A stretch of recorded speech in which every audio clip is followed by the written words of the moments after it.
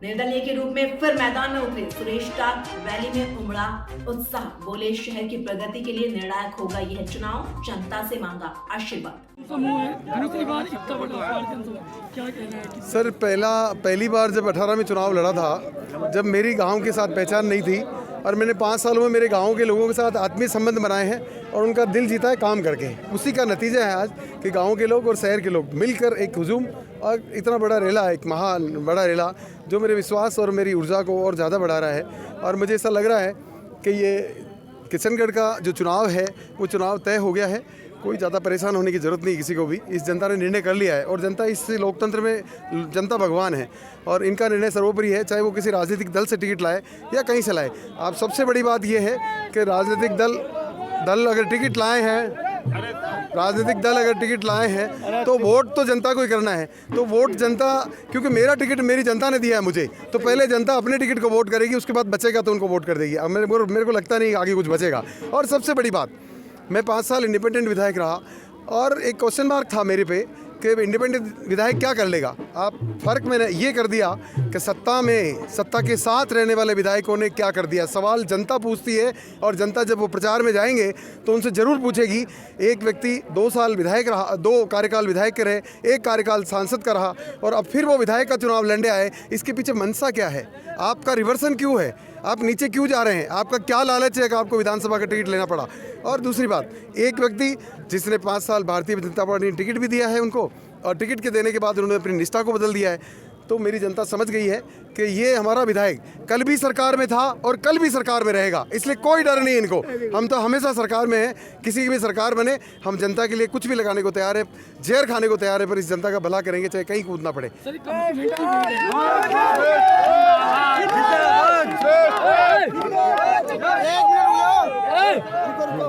आपने जो कमिटमेंट पूरे किए उसी की भीड़ है फिर एग्जैक्टली बहुत कमिटमेंट थे और अदर देन कमिटमेंट भी मैंने इतने बड़े बड़े काम किए कि जनता अचंभित है, जनता आश्चर्यचकित है कि क्या विधायक ऐसा काम कर सकता है। कि एक सवालिया निशान लग गया और जनता, आप समझिए कि विधायक के पास तो बहुत कुछ होता है।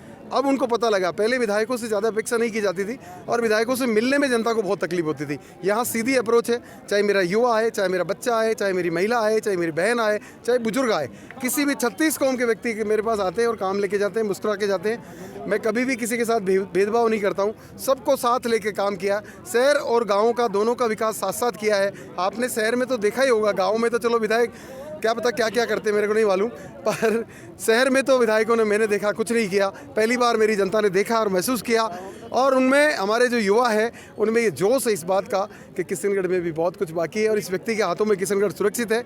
ये चुनाव निर्णायक चुनाव है किशनगढ़ के लिए। मैं आपके चैनल के माध्यम से जनता को ये बताना चाहता हूँ कि इस चुनाव में अपने मन की सुन के वोट देना, ये दूसरों के मन की बात सुनकर वोट मत देना।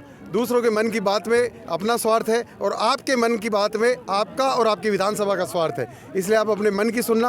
अगर मैंने काम किया है, अगर मैंने काम करके आपका दिल जीता है, अगर मैंने बात करके आपका दिल जीता है, आपसी संबंध रख के दिल जीता है, तो मुझे वोट करना बिल्कुल खुली छूट है। मैं ये चाहता हूँ कि 2003, 2008, 2013, 2019 और 2023 में टिकट लाने वालों को घर घर के दरवाजे बजाने पड़ रहे हैं, तो इससे बड़ी विडंबना नहीं होगी।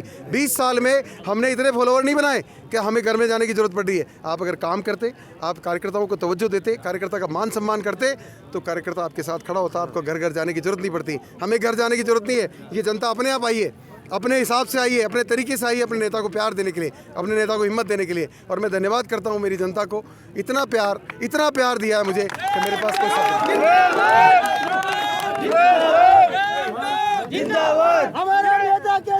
मेरे साथ बड़ी विडंबना रही है ईश्वर,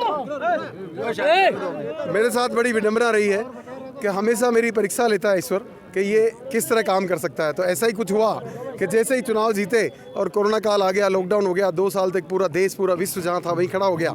लेकिन हमने उस चैलेंज को बहुत आसान लिया और 18-18 घंटे, 20-20 घंटे काम करके हमने जनता को दिखा दिया समय मायना नहीं रखता है, आपकी इच्छा शक्ति कितनी है वो मायना रखती है कि जनता को आप परिवार मानते हो या नहीं मानते हो। आप परिवार मानते हो तो निष्ठा के साथ काम करिए, परिवार नहीं मानते हो तो फिर जैसी स्थितियाँ थी वो है। आपको पता है क्या क्या मिला शहर को, क्या क्या हमने परिवर्तन किए शहर को। आज का युवा चाह रहा है कि हमारा शहर भी जयपुर जैसा हो, अजमेर जैसा हो। हमारे में क्या कमी है जब हम यहाँ पे दो बहुत बड़े, विश्व की सबसे बड़ी मार्बल मंडी है, 2 टेक्सटाइल पार्क है, उसके बाद अगर यहाँ डेवलपमेंट के नाम पे कोई चीज़ नहीं है तो ये तकलीफ़ वाली बात है। रेलवे स्टेशन तोड़ दिया गया, रेलवे स्टेशन से शहरों को 2 भागों में बांट दिया। एक प्रयास भी कर लेते तो मुझे अच्छा लगता।